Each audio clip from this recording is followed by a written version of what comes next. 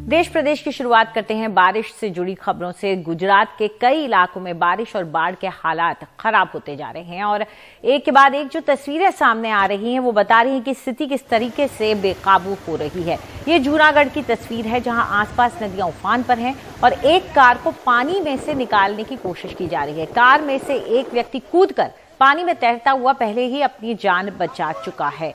ये कहा जा सकता है कि इस समय रहते हुए इन्हें मदद मिल गई, वरना एक बड़ा हादसा हो सकता था।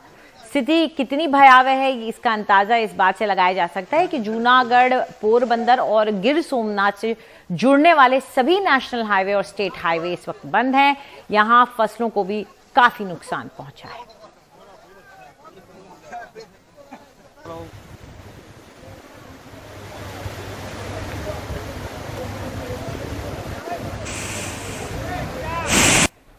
और गुजरात के कई इलाकों में बारिश और बाढ़ के हालात बने हुए हैं। जो तस्वीरें हम आपको इस वक्त दिखा रहे हैं उसमें आप देख सकते हैं कि पानी किस तरीके से बह रहा है। ये जामनगर की तस्वीरें हैं।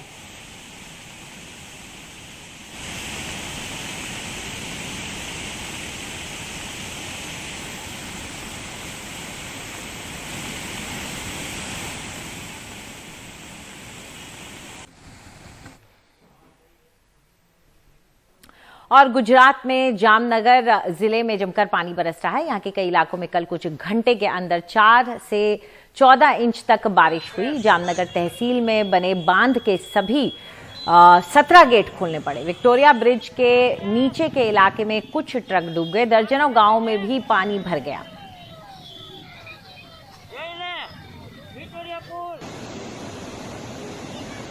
और गुजरात से अब चलते हैं महाराष्ट्र, जहां पर नासिक में बीते 2 दिन से हो रही बारिश का असर आप शहर के कई इलाकों में देख सकते हैं। जल जमाव हुआ है। बारिश की वजह से गोदावरी नदी का जल स्तर बढ़ा हुआ है।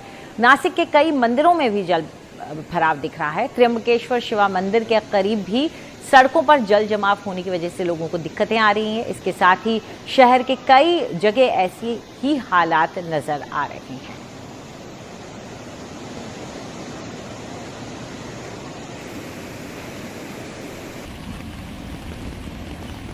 और महाराष्ट्र के कई हिस्सों में भारी बारिश है। मौसम विभाग के मुताबिक आने वाले दिनों में ठाणे, पालघर और उसके करीब के इलाकों में भारी बारिश होने की संभावना है। मुंबई में भारी बारिश की संभावना के साथ येलो अलर्ट जारी किया गया है और लगातार बारिश की वजह से नदियों और बांधों में भी जल स्तर बढ़ गया है, जिसे देखते हुए पानी को छोड़ा जा रहा है। और कवडास और धमनी बांध से 35,000 क्यूसेक पानी छोड़ा गया है।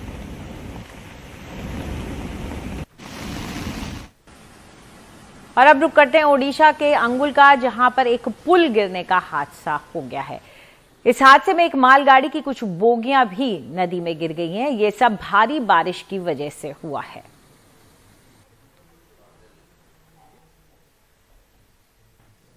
और अब रुक करते हैं उत्तराखंड का, जहां उत्तरकाशी जिले में भारी बारिश से कई जगह भूस्खलन की खबरें आ रही हैं और लोगों को परेशानी हो रही है। सूखी टॉप इलाके के पास गंगोत्री हाईवे बंद हो गया है। सीमा सड़क संगठन के जवान रास्ता खोलने में जुटे हुए हैं। और अब दिल्ली राजधानी, जहां पर पिछले कुछ दिनों से बारिश हो रही है और यहां की सड़कों की पोल खुल गई है। अक्सर सड़कों के धंसने की खबरें आती ही हैं और कल रात भी चीनी इलाका है उत्तरी दिल्ली का, जहां पर दक्षिणी दिल्ली का, माफ कीजिएगा, वहां पर बारिश की वजह से आप देख सकते हैं कि कई फीट लंबी सड़क पूरी तरह से धंस गई। हादसा हो सकता था क्योंकि वहां से उस वक्त डीटीसी की बस गुजर रही थी, जो कि आधी सड़क के अंदर धंस गई और वक्त रहते ड्राइवर ने ब्रेक लगा दिया। इसी गड्ढे में एक स्कूटी और एक बाइक सवार भी गिर गया। स्थानीय लोगों ने मदद कर उन्हें तुरंत बाहर निकाला। बाद में वहां पर पीडब्ल्यूडी और जल बोर्ड दोनों के कर्मचारी पहुंचे, लेकिन जिम्मेदारी से बचते हुए नजर आए। पाइपलाइन की इसमें कहीं गड़बड़ी नहीं है। ये जो ट्रेंचलेस मशीन से जो केबलिंग करते हैं उसकी वजह से हमारी सीवर लाइन कहीं ना कहीं डैमेज हो जाती है, जो कि हैवी रेनफॉल आने की वजह से सेटलमेंट हो जाता है। सीवर लाइन को हमने टेकअप करके इसकी लाइनिंग का काम चल रहा है। पश्चिम बंगाल में राजनीतिक हिंसा की घटनाएं थमने का नाम नहीं ले रही हैं। कोलकाता के निकट बीजेपी सांसद अर्जुन सिंह के आवास पर एक बार फिर से बम फेंके गए हैं। एक हफ्ते पहले भी उनके घर पर ऐसे ही हमला हुआ था। बीजेपी सांसद के घर यह हमला ऐसे वक्त हुआ है जब पश्चिम बंगाल की भवानीपुर समेत 3 विधानसभा सीटों पर उपचुनाव की तैयारी हो रही है। अर्जुन सिंह ने आरोप लगाया कि हमले के पीछे तृणमूल कांग्रेस के गुंडे हैं, जबकि टीएमसी के सांसद ने इन आरोपों का खंडन किया है। इंक्वायरी अभी तक चालू हुई नहीं है, तब तक ये दूसरा अटैक है।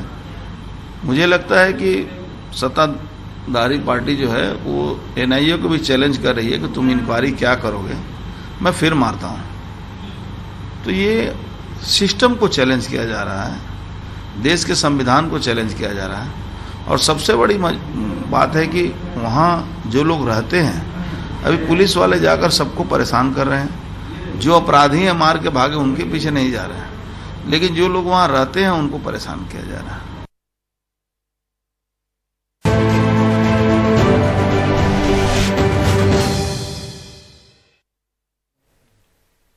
उत्तर प्रदेश में अगले साल चुनाव है और चुनावों के लिहाज से इस राज्य की अहमियत से सभी राजनीतिक दल वाकिफ हैं और सभी दल चुनावी रणनीति में जुट भी गए हैं।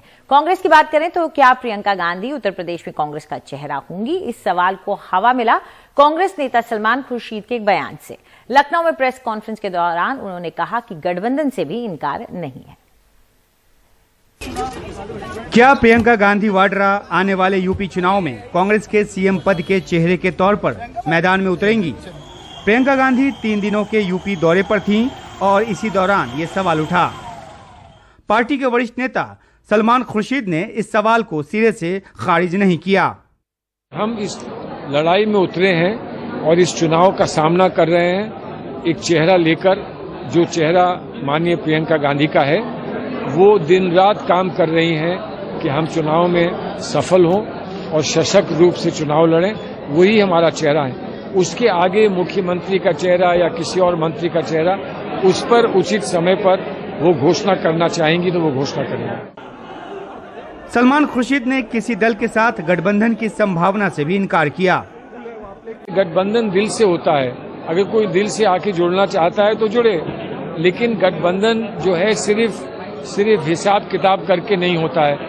इसलिए अभी तक तो किसी ने दिल की बात कही नहीं है, तो जब दिल की बात हुई नहीं तो हमने दिल से जवाब नहीं दिया किसी को। समाजवादी पार्टी किसी बड़े दल के साथ गठबंधन की बात से इनकार कर चुकी है और बीएसपी भी किसी गठबंधन से मना कर चुकी है। हालांकि अंदर खाने एसपी और कांग्रेस के बीच गठबंधन की संभावना तलाशे जाने की बात भी चल रही है। लेकिन इस बीच प्रियंका गांधी अपनी तरफ से कोई कसर नहीं छोड़ना चाहती। वे यूपी के दौरे कर अपने कार्यकर्ताओं को खड़ा करने और संगठन में जान फूंकने की कोशिश में जुटी हैं।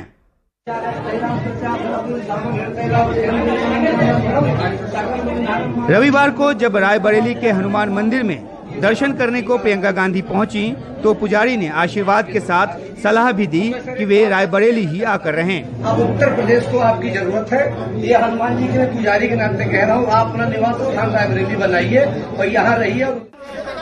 कांग्रेस की योजना बड़े पैमाने पर जन जागरण अभियान चलाने की है। योगी सरकार के प्रति जनता की नाराजगी को आधार मानकर एसपी जैसी पार्टी भी पूरी ताकत झोंकने जा रही है। सत्ता विरोधी वोट के एसपी, बीएसपी और कांग्रेस के बीच बंटने का फायदा बीजेपी को होगा।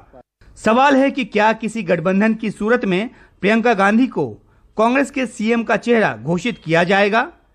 और अगर कांग्रेस अकेली ही लड़ती है तो क्या वो प्रियंका के चेहरे पर दांव खेलेगी? दोनों सवाल अभी बरकरार हैं। नई दिल्ली से उमाशंकर सिंह, एनडीटीवी इंडिया।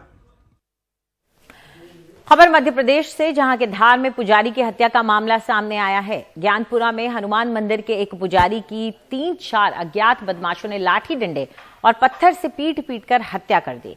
पुजारी की मदद करने गए चौकीदार को भी बदमाशों ने नहीं बख्शा, उसे भी पीट कर घायल कर दिया। इस मामले में 4 लोगों के खिलाफ धारा 302 के तहत मुकदमा दर्ज किया गया है। पुलिस इस मामले की कार्रवाई में जुट गई है।